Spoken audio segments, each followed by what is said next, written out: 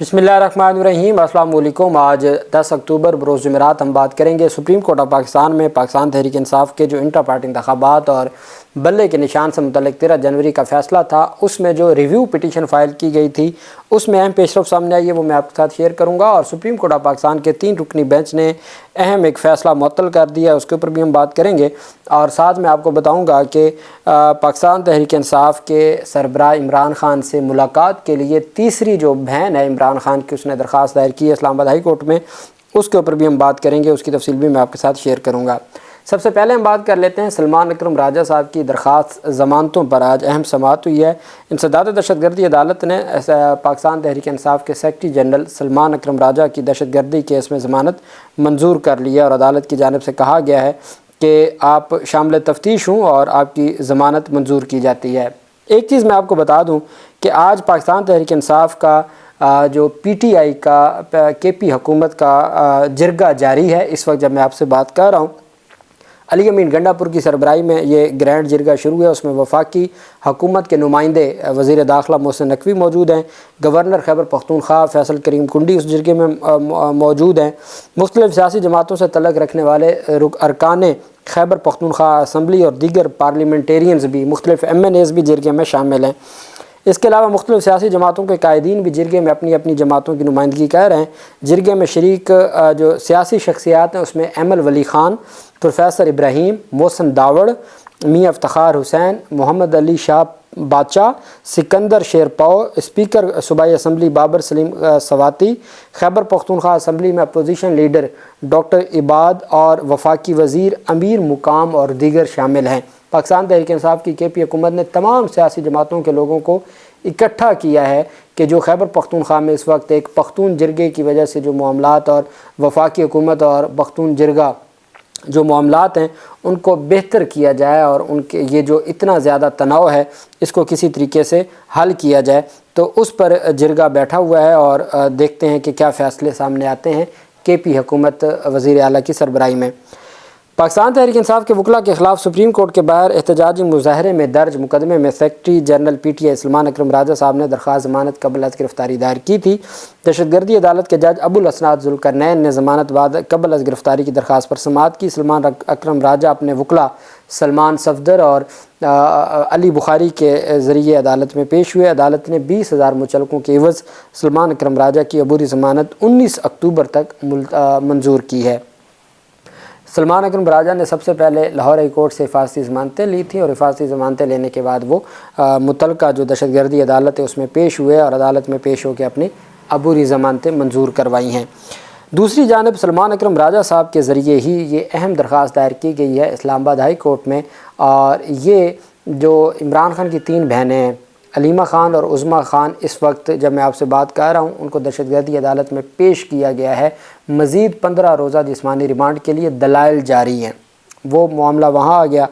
एक तीसरी जो बहन है जो हसन नियाज़ी की वालदा हैं, हफीज़ुल्लाह नियाज़ी की अहलिया नौरीन नियाज़ी, उन्होंने आज इस्लामाबाद हाई कोर्ट से रुजू किया है इमरान खान से मुलाकात के लिए। इमरान खान की बहन नौरीन नियाज़ी ने इमरान खान से मुलाकातों के लिए इस्लामाबाद हाई कोर्ट में दरख्वास्त दायर की है। सलमान अकरम राजा साहब के ज़रिए इस्लामाबाद हाई कोर्ट में दरख्वास्त दायर की गई है। दरख्वास्त में चीफ़ कमिश्नर इस्लामाबाद और सुपरिटेंडेंट अडयाला जेल को फ़रीक बनाया गया है।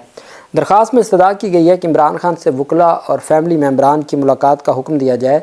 और नौरीन नियाज़ी ने कहा कि मुझे पता चला है कि इमरान खान और उनकी अहलिया को ख़राब सूरत हाल में रखा गया है। हमें यह भी मालूम हुआ है कि इमरान खान और उनकी अहलिया के चेकअप के लिए डॉक्टर्स को भी अंदर जाने की इजाज़त नहीं है। हमें नहीं मालूम वो किस हालत में है और हमारी मुलाकात फैमिली की। नौरीन नियाज़ी ने कहा कि सियासी मामला जो भी हैं वो एक अलग बात है, मैं उनकी बहन हूँ और बहन को अपने भाई से मिलने की इजाज़त दी जाए और मुझे तशवीश है उनकी सेहत के हवाले से। उन्होंने कहा कि सुपरिटेंडेंट अडयाला जेल ने बग़ैर किसी कानूनी वजह के मुलाकात पर पाबंदी लगाई है। SOPs के तहत जुमेरात का दिन फैमिली से मुलाकात का होता है। SOPs के बावजूद सुपरिटेंडेंट अडयाला जेल ने फैमिली से मुलाकात की इजाज़त नहीं दी। अदालत नोटिस ले। पहले वकला की मुलाकात से मुतल्लिक़ इंतज़ार पंजोता ने दरख्वास्त दायर की कि मंगल का दिन वकला से मुलाकात का होता है और नहीं करने दी गई। तो इन अदालत की दरख्वास्त हुई। अभी समाअत अगले दिन होनी थी, वो शाम 4 बजे से लापता हो गए। آج بھی ان کی درخواست پر سماعت ہوئی، اور دلچسپ بات یہ ہے کہ ان کے فیملی ممبران یا ان کے دوستوں کی طرف سے جو درخواست اندراج مقدمہ کی دی گئی تھی وہ سرکار نے اپنی مدیت میں اغوا کا مقدمہ درج کر لیا ہے۔ پولیس والوں کی مدیت میں اغوا کا مقدمہ درج کیا گیا، ان کی فیملی یا دوستوں کی جانب سے ان کی مدیت میں مقدمہ درج نہیں ہوا۔ اسلام آباد ہائی کورٹ میں میڈیا سے گفتگو میں انہوں نے کہا کہ عمران خان کو جیل میں قید کیا ہوا ہے، کسی سے ملنے نہیں دیا جا رہا، ہم اس وجہ سے پریشان ہیں کہ ان کے ساتھ کیا ہو رہا ہے۔ جتنی قربانی عمران خان نے اس ملک کے لیے دی ہیں، ہمیں امید نہیں تھی ہمارے ساتھ ایسا سلوک ہوگا۔ عمران خان کو جیل میں ایسے ڈالا جیسے وہ مجرم ہے، ہماری ملاقات کروائی جائے۔ اب کل اس کے اوپر سماعت ہوگی اور دیکھنا یہ ہے کہ کون سا معزز بینچ اس کے اوپر سماعت کرتا ہے اور کیا آگے ڈائریکشن دی جاتی ہے۔ دوسری طرف پاکستان تحریک انصاف کی جو ایک اہم درخواست ہے ریویو پٹیشن، اس سے پہلے میں آپ کو بتاتا چلوں کہ الیکشن ٹرائبونل ہائی کورٹ نے فیصلہ دیا تھا پاکستان پیپلز پارٹی کے جو صوبائی وزیر ہیں بلوچستان سے، ان کی نااہلی کا اور ان کی رکنیت معطل کرنے کا۔ اس فیصلے کے خلاف سپریم کورٹ آف پاکستان میں سماعت ہوئی، اور سپریم کورٹ آف پاکستان کے جسٹس امین الدین خان کی سربراہی میں تمام انتخابی کیس جو ہے وہ یا قاضی فیصل صاحب کی سربراہی میں جو بینچ ہے یا جسٹس امین الدین خان صاحب کی سربراہی میں، سپریم کورٹ نے پیپلز پارٹی سے تعلق رکھنے والے بلوچستان کے صوبائی وزیر زراعت علی مدد جتک کی اسمبلی رکنیت بحال کر دی ہے۔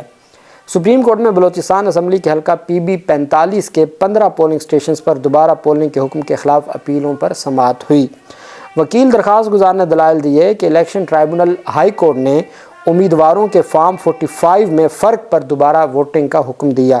15 امیدواروں نے فارم 45 مختلف ہونے کا کہا، لیکن ٹرائبونل میں پیش صرف 4 نے کیے۔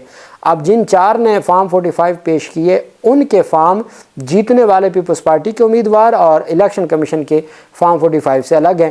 وہی واردات جو اسلام آباد کی 3 سیٹوں پہ ہوئی ہے وہی واردات پورے پاکستان میں ہوئی ہے، اور سب سے زیادہ بلوچستان میں فارم 45 کا فائدہ پیپلز پارٹی کو دیا گیا ہے، سندھ میں پیپلز پارٹی اور ایم کیو ایم کو دیا گیا ہے، پنجاب میں دیا گیا ہے ان کو نون لیگ کو، اسلام آباد میں نون لیگ کو دیا گیا ہے، اور خیبر پختونخوا میں بھی پیپلز پارٹی کو کچھ نون لیگ کو، کچھ اے این پی کو، اور اس طریقے سے یہ پورا فارم 45 کا۔ تو انہوں نے کہا جناب کہ فارم 45 کی بنیاد پہ ہمیں نااہل کیا گیا ہے اور دوبارہ پولنگ کا حکم دیا گیا ہے جو درست نہیں ہے۔ جسٹس امین الدین خان کی سربراہی میں 3 رکنی بینچ نے الیکشن ٹرائبونل کا 15 پولنگ سٹیشنز پر دوبارہ ووٹنگ کا حکم فار دی ٹائم بینگ معطل کیا ہے۔ ابھی کالعدم نہیں ہوا، ابھی معطل ہوا ہے چونکہ پہلی تاریخ تھی اور نوٹس جاری ہونا تھا۔ دوبارہ ووٹنگ کا حکم معطل کر دیا اور حکم امتناع دیتے ہوئے علی جتک کو فوری طور پر بحال کر دیا۔ سپریم کورٹ نے علی مدد جتک کی اپیل سماعت کے لیے منظور کر لی اور فریقین کو 21 اکتوبر کے لیے نوٹس جاری کر دیا۔